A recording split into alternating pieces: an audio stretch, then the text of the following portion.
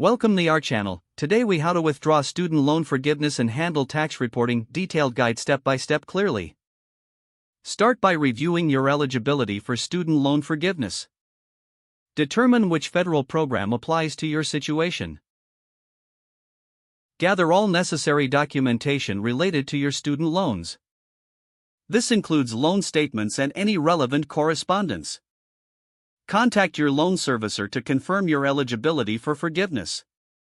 Discuss the steps required for the application process.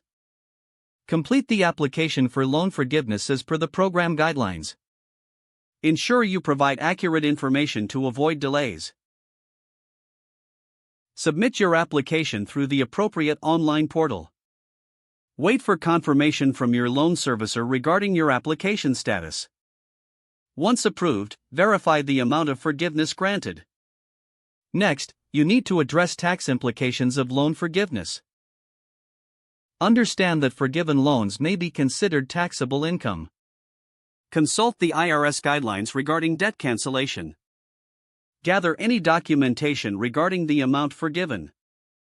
If needed, seek advice from a tax professional. Prepare to report the forgiven loan amount on your tax return. Fill out the required IRS forms for reporting canceled debt.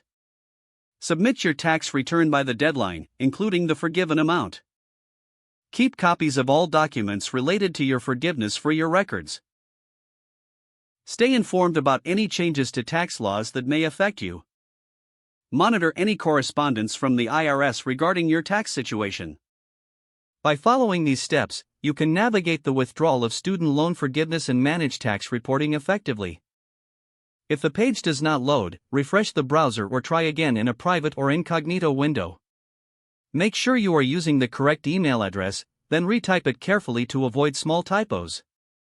If your password is not accepted, use the reset option and create a new strong password you can remember.